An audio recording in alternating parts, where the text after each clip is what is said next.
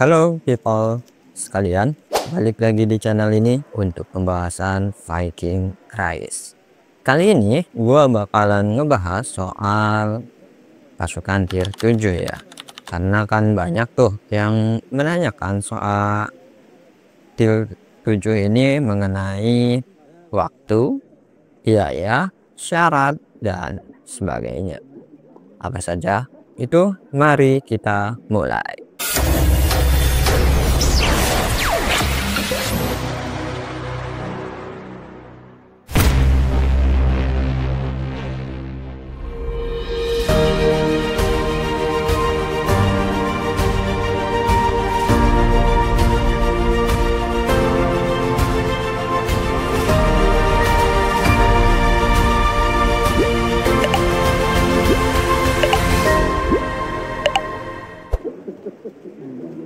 Oke, jadi untuk kalian yang ingin memiliki pasukan tier 7, silakan disimak sampai habis.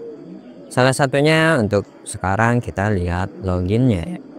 Jadi login akun ini itu ada di 387, berarti 1 tahun lebih ya. Di 1 tahun lebih itu kalian bisa untuk membuka tier 7 dengan jalur free to play, dan catatannya kalian harus ada di kingdom yang kuat dan juga di trap yang kuat. Karena kalau free to play tapi dia berada di kingdom yang tidak kuat ya, apalagi di kingdom mati ya, kalian ingin tier 7 itu bisa sampai hampir 2 tahun baru kalian bisa. Dengan syarat 2 tahun itu kalian harus tetap online. Dan kalau misalkan kalian di kingdom mati mau bermain selama 2 tahun ya, itu tergantung kekuatan kalian ya, maksudnya tergantung emosi kalian. Kalau misalkan kalian sudah sampai di titik jenuh karena bermain, perang pun selalu bad trade, laporannya jelek terus, ya gue yakin sih bakalan pensiun daripada bertahan. Karena memang banyak banget alasan seseorang untuk bertahan di Dead Kingdom seperti itu ya. Pada akhirnya ya, daripada Dead Kingdom, kalian tetap lebih baik ada di kingdom yang aktif. Jadi kalian bisa menikmatinya asal bisa mengikuti alur yang ada. Oke, untuk pasukan tier 7 syaratnya apa sih? Pasukan tier 7 secara nggak langsung itu syaratnya kalian harus menyelesaikan semua ya, semua.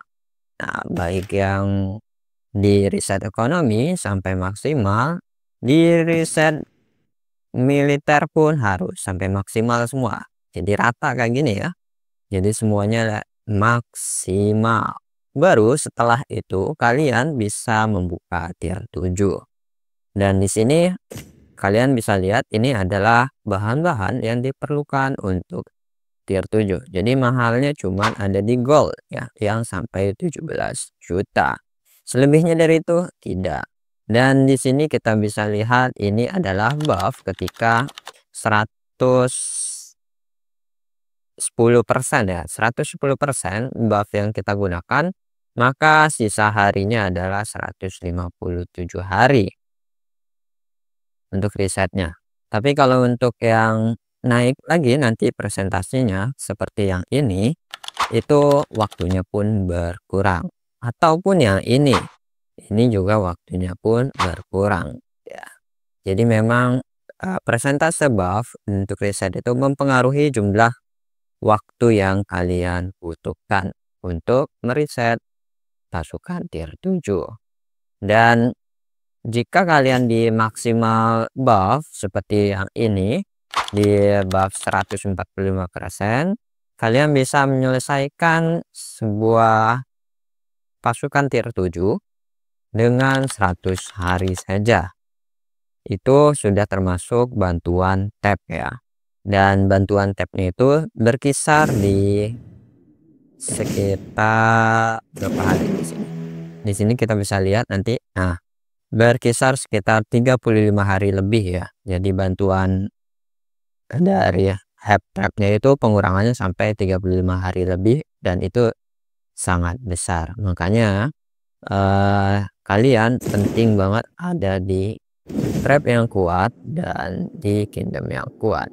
Untuk apa? Untuk yang namanya ini, kita bisa lebih mudah mengumpulkan speed up dan juga kita bisa mengumpulkan sumber daya lebih cepat. Soal untuk Hero Awakening karena dari VR, ya itu kita bisa lewat aja ya. Karena kalau misalkan kita lihat dari VR nih ya, VR yang sebenarnya gua juga dibatasi.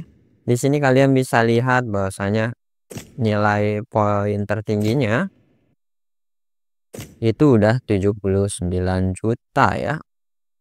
Ini udah dipastikan sampai akhir karena di kingdom gua itu menganut aturan kalian cuma bisa maksimalkan poin di stake pertama, sedangkan di stake 2, 3, 4, 5, 6 ini punya aturannya masing-masing yang dimana itu ada pembatasan poin.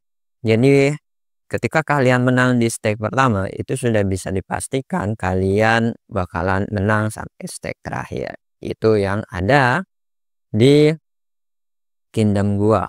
Dan ketika kalian ada di kingdom yang notabene berat seperti ini, ya masuk top 10 itu juga sama beratnya. Jadi top 10 itu bisa dilihat itu sekitaran hampir 30 juta. Di mana poin dari VR itu sendiri ada banyak pengurangan ya, seperti yang sempat gua singgung sebelumnya. Dan itu sebabnya gua nggak masalah di top 20 saja untuk sampai bertahan di akhir. Kita nggak usah terlalu ngoyo karena nanti yang dibatasi itu banyak banget, dan buat yang melanggar ya tinggal kalian punya sumber daya untuk bayar dendanya atau tidak. Yang sudah yang tidak sanggup itu berakhir dengan ya di event migrasi kemarin mereka pada pindah kayak gitu.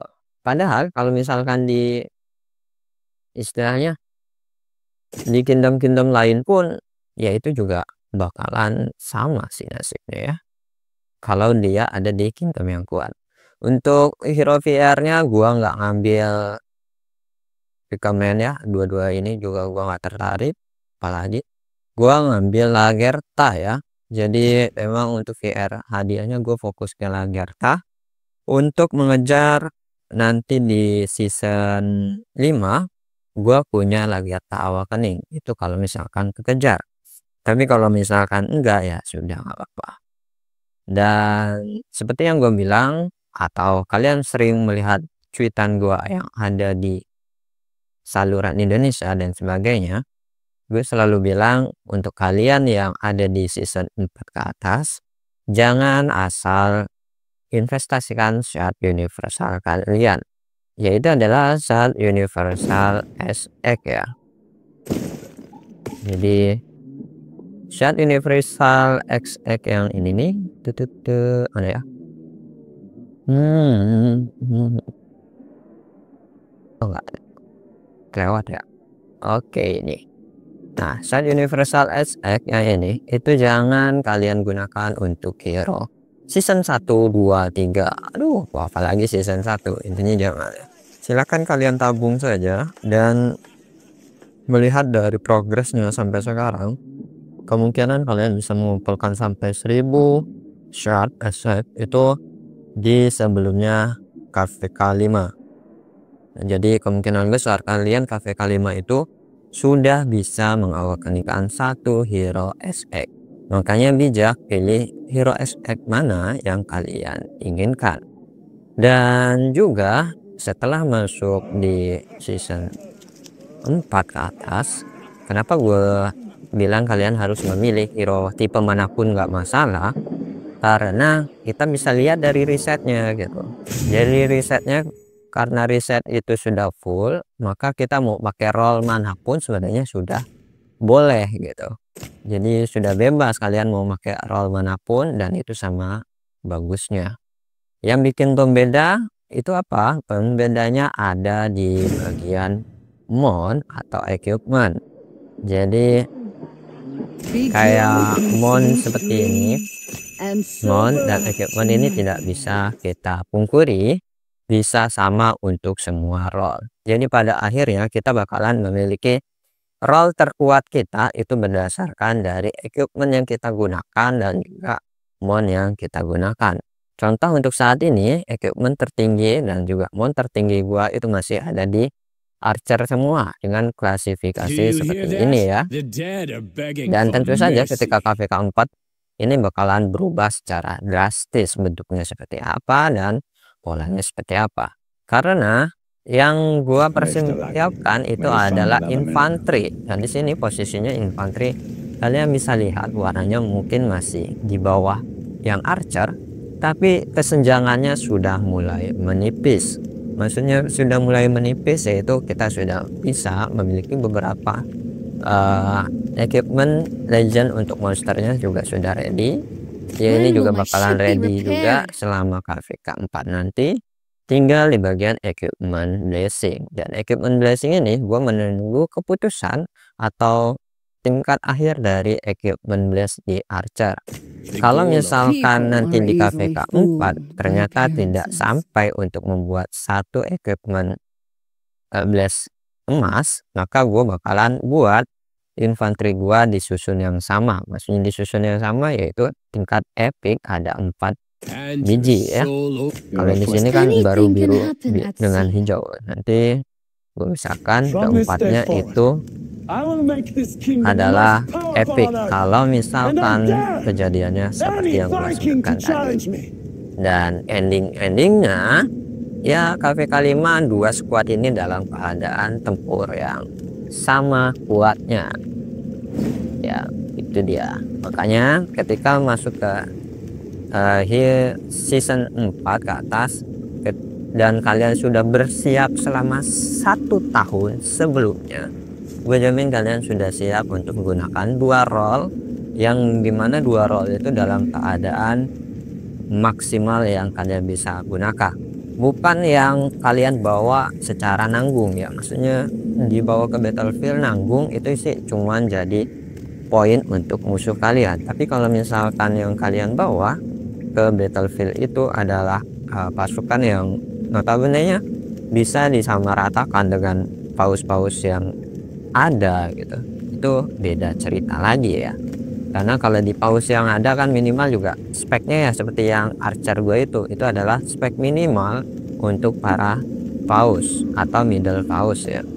Kalau kraken speknya itu adalah emas semua, itu baru kita sebut kraken. Jadi ketika kita menemukan pasukan yang equipmentnya itu full emas dan juga monnya itu sudah maksimal, jadi buffnya sudah 100% atau 50-50%. Kalau dia misal ambil attack dengan defense berarti kan 50-50 ya. Intinya buff maksimalnya mon sudah bisa sampai 100%, terus equipmentnya juga sudah full emas. Nah ini baru kita sebut pasukannya kraken. Dan pasukannya kraken itu bukan ranah untuk kita yang masih free to play. Kalau kita ngegebuk dia ya sama aja kita yang rugi. Makanya ketika season 4 ke atas yang kita cari lawan itu adalah para paus yang standar, para paus yang dia semangat di season 1, 2, tapi setelah season selanjutnya kantongnya sudah mulai menipis. Inilah yang kita incar, karena kraken itu rata-rata adalah para paus yang spendernya itu nggak pernah berhenti dari dia awal main game sampai saat ini. Dan juga rata-rata kraken itu memiliki istilahnya strategi yang bagus atau penggunaan uang yang bagus juga. Jadi nggak cuma punya modal uang tapi otaknya juga dipakai kayak gitu. Dan buat kalian yang free to play ingin bertahan di KVK 4 dan seterusnya, nggak cuman jadi pengisi rally atau pertanian abadi ya, kalian memang perlu mempersiapkannya dari jauh hari.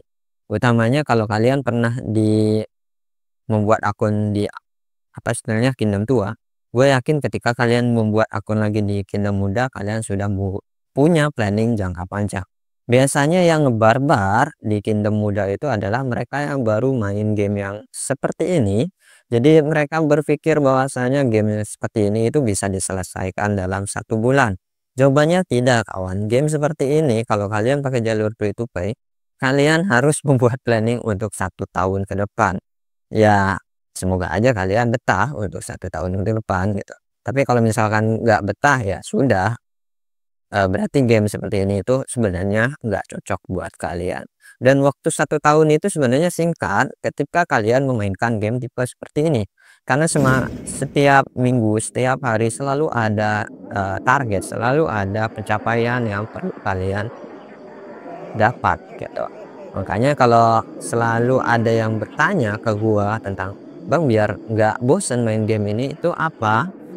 Biar kalian nggak bosen, makanya kalian harus yang namanya membuat eh, target kalian versi jangka pendeknya.